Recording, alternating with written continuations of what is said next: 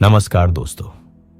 पिछली बार हमने बात की थी कि जब किसी की मृत्यु हो जाती है तो 13 दिनों तक उनके नाम से पिंडदान क्यों जरूरी होता है और मरने के 24 घंटे बाद आत्मा अपने पुराने घर क्यों लौट कर आती है। अगर आपने वो वीडियो अभी तक नहीं देखी है तो आप उसे जरूर देखें, उसका लिंक नीचे दिया गया है। दोस्तों, आज हम समझेंगे कि शुरुआती 13 दिनों के बाद आत्मा के साथ क्या होता है जब वह यमलोक यानी न्याय के देवता यमराज के दुनिया की तरफ अपनी मुश्किल यात्रा शुरू करती है। हम खास तौर पर उन 16 अजीब और मुश्किल शहरों के बारे में जानेंगे जो इस रास्ते में पड़ते हैं। दोस्तों, यह जानकारी जो खास तौर पर गरुड़ पुराण से ली गई है, इसका मकसद डराना नहीं है, बल्कि यह बताना है कि हमें अच्छे काम करते हुए जीना चाहिए और हमारे कर्म कितने मायने रखते हैं। तो कृपया ध्यान से सुनिएगा, और अगर आपको हमारी बातें अच्छी और ज्ञान बढ़ाने वाली लगे तो ऐसे ही और भी आध्यात्मिक बातों के लिए हमारे चैनल को सब्सक्राइब जरूर कीजिएगा। तो चलिए शुरू करते हैं। दोस्तों, दुनिया का सफर पूरा होने और शुरुआती रस्में खत्म होने के बाद आत्मा सीधे अपनी आखिरी मंजिल तक नहीं पहुंचती, बल्कि उसे एक बहुत ही हल्का, न दिखने वाला शरीर मिलता है जिसे प्रेत शरीर कहते हैं कि यह शरीर हमारे अंगूठे जितना या एक हाथ जितना लंबा होता है, और इसी शरीर से आत्मा अपनी यात्रा के शुरुआती दौर को महसूस करती है। भूख और प्यास से परेशान आत्मा को यमराज के दूत, जिन्हें यमदूत कहते हैं, यमलोक के बड़े रास्ते पर, जिसे महापट भी कहते हैं, लेकर जाते हैं। आत्मा को उनके साथ जाना ही पड़ता है। यह रास्ता कैसा होगा, यह इस बात पर निर्भर करता है कि आत्मा ने धरती पर अपनी जिंदगी में कैसे काम किए थे। जिस आत्मा ने बहुत पाप किए हैं, पापी आत्मा, उसके लिए यह रास्ता बहुत कठिन होता है। कहते हैं कि यह रास्ता नुकीले कांटों से भरा होता है, जिस पर मांस खाने वाले कीड़े मकोड़े घूमते रहते हैं और जो बहुत ज्यादा गर्मी से जलता रहता है, जैसे आग पर चलना हो। इसके उल्टे जिन आत्माओं ने अच्छा जीवन जिया है, दूसरों पर दया की है और अच्छे काम किए हैं, और जो पुण्यात्मा और सुकृति होते हैं, उनका सफर काफी आराम से और बिना ज्यादा तकलीफ के बीतता है। यमदूत अपना काम करते हुए पापी आत्मा को बहुत दुख देते हैं। कहा जाता है कि वे प्रेत बनी आत्मा को बिना रुके चलाते हैं और हर रोज लगभग 247 योजन यानी करीब 3000 से 3500 किलोमीटर की दूरी तय करवाते हैं। यमदूतों की रस्सी से बंधी आत्मा रोती बिलखती हुई दुनिया की सब चीजों को पीछे छोड़कर दिन रात चलती रहती है और धीरे धीरे यमलोक की तरफ बढ़ती है। और जब वह इस बड़े रास्ते पर चलती है तो आत्मा 16 खास शहरों से गुजरती है, जहां उसे अपने पिछले कर्मों के अच्छे और बुरे फल भुगतने पड़ते हैं। ये शहर सिर्फ कोई जगह नहीं है, बल्कि ये हमारी सोच और कर्मों के हिसाब किताब की अलग अलग हालतें दिखाते हैं। वे 16 शहर हैं: सौम्यपुर, सौरीपुर, नगेंद्र भवन, गंधर्व नगर, शैलागम नगर, क्रौंचपुर, क्रूरपुर या रुद्रपुर, विचित्र भवन, बहवापत दुर्ग, दुखद नगर, नानक्रंदपुर, सुतप्त भवन, रौद्र नगर, पयोवर्षण नगर, शीताढ़ नगर, बहुभीति वन नामक शहर है। और फिर 13वें दिन की रस्म यानी 13वीं पर जब खास पिंड दान किए जाते हैं तो यमदूत प्रेत को कसकर पकड़ लेते हैं, ठीक वैसे ही जैसे कोई इंसान बंदर को रस्सी से पकड़ कर ले जाता है और इस मुश्किल सफर की शुरुआत करते हैं। इस तरह बंधा हुआ प्रेत बहुत दुख से रोता है। मैंने ऐसे कौन से बुरे काम किए हैं जो मुझे इतनी तकलीफ सहनी पड़ रही है? वह चिल्लाता है, हाय, यह कीमती इंसानी जन्म जो इतनी मुश्किल से मिलता है, मैंने इसे कितनी बेवकूफी से गंवा दिया। यह इंसानी शरीर तो बहुत पुण्य करने के बाद ही मिलता है। और जब यमदूत उसे बहुत ज्यादा सताते हैं तो आत्मा बार बार अपने पिछले शरीर से किए गए कामों को याद करती है और एक गहरी सच्चाई को महसूस करती है कि सुख और दुख देने वाला कोई और नहीं है। जो लोग सोचते हैं कि उनके सुख दुख के लिए कोई और जिम्मेदार है, वे ना समझ हैं। आत्मा हमेशा अपने ही पिछले कर्मों का फल भोगती है। वह आत्मा दुख से कहती है, मैंने न तो कभी दान दिया, न ही पवित्र आग में घी सामग्री डाली, न ही हिमालय की गुफाओं में तपस्या की, और न ही गंगा का पवित्र पानी पिया। मैंने जो कुछ भी किया है उसी का फल अब भुगत रहा हूं।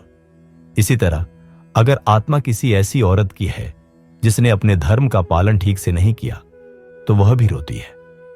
अपने पति के साथ रहते हुए मैंने उन्हें कभी सुख नहीं दिया और उनके मरने के बाद जो विधवा के नियम होते हैं उनका भी पालन ईमानदारी से नहीं किया। उन्हीं गलतियों का फल मैं अब भुगत रही हूं। वह पछताती है कि मैंने अपने शरीर को कभी भी मासिक धर्म के नियमों या चंद्रायण जैसे व्रतों से पवित्र नहीं किया। यह औरत का शरीर बहुत दुख झेलता है और अपने पिछले बुरे कामों की वजह से मुझे यह मिला जिसे मैंने बेकार में गंवा दिया। इस तरह जोर जोर से रोते और बिलखते हुए बहुत ज्यादा दुखी आत्मा को 17 दिनों तक अकेले आसमान के रास्तों पर यमदूत बेरहमी से घसीटते हुए ले जाते हैं और फिर उन शहरों का सफर शुरू होता है। अब आइए उन शहरों के बारे में जानते हैं जो यमलोक के रास्ते में पड़ते हैं। 18वें दिन सफर के शुरुआती 17 दिन पूरे होने पर आत्मा सबसे पहले याम्यपुर पहुंचती है, जिसे सौम्यपुर भी कहते हैं, जिसका मतलब होता है अच्छा या यमराज से जुड़ा हुआ शहर। यहां बहुत सारे प्रेत रहते हैं। खूबसूरत पुष्पभद्रा नदी पास में बहती है और एक बड़ा सा बरगद का पेड़ छाया देता हुआ लगता है। यमदूत यहां प्रेत को थोड़ी देर आराम करने देते हैं। थका हुआ और दुखी प्रेत अपने दुनिया के रिश्तों, पति या पत्नी, बच्चों और रिश्तेदारों और उनसे मिले सुखों को याद करता है। सफर की मुश्किलों, भूख और प्यास से परेशान होकर वह अपनी दौलत, घर, नौकरों और दोस्तों के बारे में सोचकर फूट फूट कर रोता है। प्रेत का दुख देखकर यमदूत मजाक उड़ाते हुए पूछते हैं, कहां है अब तुम्हारी दौलत? कहां है तुम्हारे बच्चे, तुम्हारी पत्नी या पति, तुम्हारा घर? तुम इतनी तकलीफ क्यों उठा रहे हो? अब बहुत समय तक तुम्हें अपने किए हुए पापों का फल भुगतना होगा। इस बड़े रास्ते पर चलते रहो। ऐसे ताने मारने के बाद यमदूत और दुख देते हैं। यहीं याम्यपुर में आत्मा अपने घर परिवार वालों की तरफ से धरती पर दिया गया पहले महीने का पिंड खाती है। इस भोग से उसे बहुत सहारा मिलता है। थोड़ी ताकत पाकर वह अगले शहर के लिए निकल पड़ती है। आत्मा फिर सौरेपुर जाती है। यहां जग्म नाम का एक राजा, जिसका रूप खुद यमराज जैसा होता है, वह वहां राज करता है। उसे देखकर आत्मा डर जाती है, लेकिन उसे आराम करने दिया जाता है। इस शहर में वह अपने परिवार द्वारा दूसरे महीने की रस्मों में दिया गया खाना पानी खाती पीती है और फिर वह दिन रात अपनी यात्रा जारी रखती है अगले पड़ाव की ओर। धरती से अपनी यात्रा शुरू करने के लगभग 2 महीने बाद आत्मा नगेंद्र भवन नाम के खूबसूरत शहर पहुंचती है, लेकिन इस तक पहुंचने का रास्ता भयानक जंगलों से होकर जाता है, जिससे आत्मा डर के मारे बार बार चिल्लाती है। यहां वह अपने रिश्तेदारों द्वारा दूसरे महीने के श्राद्ध यानी 2 महीने पर दिया जाने वाला पिंड में दिया गया खाना पानी खाती है। इसके बावजूद यमदूत उसे अपनी रस्सी से बांधकर आगे खींचते हुए दुख देना जारी रखते हैं। फिर तीसरे महीने में आत्मा गंधर्व नगर यानी देवताओं के संगीतकारों के शहर में पहुंचती है। यहां वह तीसरे महीने का पिंड यानी तीसरे महीने में दिया जाने वाला श्राद्ध का भोग खाती है। फिर चौथे महीने तक आत्मा शैलागम नगर पहुंचती है। जैसा इसका नाम है, वैसा ही यहां प्रेत पर पत्थरों की बारिश होती है, जिससे उसे बहुत कष्ट होता है। वह चौथे महीने का पिंड यानी चौथे महीने में दिया जाने वाला श्राद्ध का भोग खाकर कुछ राहत और शांति पाती है। आत्मा फिर आगे बढ़ती है और 5वें महीने में क्रौंचपुर पहुंचती है। यहां वह अपने बेटों या परिवार द्वारा दिया गया 5वें महीने का पिंड खाती है। इसके बाद 6ठे महीने में प्रेत क्रूरपुर, जिसे रुद्रपुर भी कहते हैं, उसकी यात्रा करता है। अपने घर परिवार वालों द्वारा दिया गया 6ठे महीने का पिंड खाने के बाद आत्मा को थोड़ी देर के लिए अच्छा लगता है, लेकिन सिर्फ थोड़ा आराम करने के बाद उसका दिल फिर से डर और दुख से कांपने लगता है। यमदूतों से डरकर प्रेत को यह शहर छोड़कर विचित्र भवन की ओर जाने के लिए मजबूर होना पड़ता है। आत्मा फिर विचित्र भवन जाती है। इस शहर का राजा विचित्र है, जिसे यमराज का छोटा भाई कहा जाता है। असल में शौर्य खुद इस जगह पर राज करते हैं। यमदूतों द्वारा सताए जाने पर प्रेत विचित्र भवन में 7वें महीने का पिंड खाता है। दोस्तों, यह सफर जारी रहता है हर महीने एक नए शहर में पहुंचने और धरती पर परिवार द्वारा किए गए उस महीने के श्राद्ध के भोग से आत्मा को सहारा मिलता है। यह दिखाता है कि जिंदा लोगों और मरे हुए लोगों के बीच कितना गहरा रिश्ता होता है और हमारे पुरखों के नाम पर की जाने वाली ये रस्में कितनी जरूरी होती हैं। 8वें महीने में आत्मा ब्रह्मपद पर पहुंचती है। यहां वह 8वें महीने का पिंड खाती है। 9वें महीने में आत्मा दुखद नगर पहुंचती है। इसका नाम ही बताता है कि यहां कैसे अनुभव होते होंगे। आत्मा को 9वें महीने का पिंड से यहां सहारा मिलता है। 10वें महीने में आत्मा नानकरंदपुर आती है, जहां हवा में दुख भरी चीखें गूंजती हैं और सहारा 10वें महीने के पिंड से मिलता है। फिर 11वें महीने तक आत्मा सुतप्त भवन पहुंचती है। यहां वह बहुत तेज गर्मी सहती है और 11वें महीने का पिंड खाती है। 12वें महीने के पूरा होने पर मौत की पहली बरसी से ठीक पहले आत्मा रौद्रनगर पहुंचती है। यहां वह उनाब्दिक पिंड यानी 1 साल पूरा होने से ठीक पहले किया जाने वाला श्राद्ध का भोग करती है। इसके तुरंत बाद ये पयोवर्षण नगर पहुंचती है। कर्मों के हिसाब से यहां के अनुभव बहुत परेशान करने वाले होते हैं और यहां परिवार द्वारा किए गए पहली बरसी के श्राद्ध से आत्मा को सहारा मिलता है। यमराज के इलाके के पास पहुंचने से पहले का दूसरा आखिरी शहर शीताढ़्य नगर है। यहां आत्मा को बर्दाश्त न होने वाली ठंड सहनी पड़ती है। उसे अपने नाम पर किए जा रहे श्राद्धों और अच्छे कामों के पुण्य से सहारा मिलता है। आखिर में यमलोक के दरवाजे से ठीक पहले आत्मा बहुभीति वन में दाखिल होती है।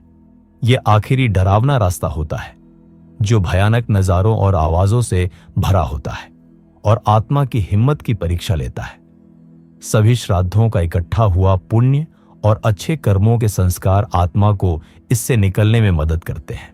दोस्तों, यह पूरा सफर जो करीब 1 साल तक चलता है, आत्मा के लिए खुद को पाक साफ करने और अपने कर्मों का हिसाब किताब चुकाने का समय होता है। जो दुख उसे मिलते हैं वे जिंदगी में किए गए उसके कामों, सोच और इरादों का सीधा नतीजा होते हैं। परिवार द्वारा समय पर किए गए श्राद्ध के काम दिवंगत आत्मा को बहुत ताकत और शांति देते हैं, जिससे इन मुश्किल जगहों से उसका गुजरना आसान हो जाता है। कहते हैं कि इन 16 शहरों को पार करने के बाद आत्मा आखिर में यमलोक के दरवाजे पर पहुंचती है, जहां वह यमराज और उनके सब कुछ लिखने वाले साथी चित्रगुप्त द्वारा आखिरी फैसले का इंतजार करती है। दोस्तों, गरुड़ पुराण में इस सफर के बारे में जो बताया गया है वे हमें कर्म के अटूट नियम, अच्छे व्यवहार, दया, दान और अपनी रोज की जिंदगी में भगवान को याद करने की अहमियत याद दिलाते हैं। इस सफर को समझकर हम एक ऐसी जिंदगी जीने की प्रेरणा पाते हैं जो हमारी अपनी आत्मा के लिए आगे का रास्ता आसान बनाए और हम अपने पुरखों को दिल से याद करके उनके नाम पर रस्में करें। जब आत्मा यमलोक पहुंच जाती है तो क्या होता है? इंसाफ कैसे होता है? इन सवालों के जवाब हम अगले एपिसोड में जानेंगे। हमें उम्मीद है कि 16 शहरों के रास्ते आत्मा के इस सफर के बारे में यह सब जानकर आपको अच्छा लगा होगा। यह दिखाता है कि हमारे पुराने ज्ञान में जीवन, मृत्यु और मृत्यु के बाद के जीवन के बारे में कितनी गहरी समझ थी। अगर आपके कोई सवाल या विचार हैं, तो उन्हें नीचे कमेंट में जरूर लिखें। अगर आपको यह वीडियो काम का लगा तो इसे लाइक करना न भूलें। इसे दूसरों के साथ शेयर करें जिन्हें इसमें रुचि हो सकती है। और हमारी आध्यात्मिक विरासत के बारे में और जानने के लिए हमारे श्री डिवाइन चैनल को सब्सक्राइब करें। हमारे साथ जुड़ने के लिए धन्यवाद। हम सभी एक नेक और अच्छे मकसद वाली जिंदगी जिएं। सर्वे भवन्तु सुखिनः।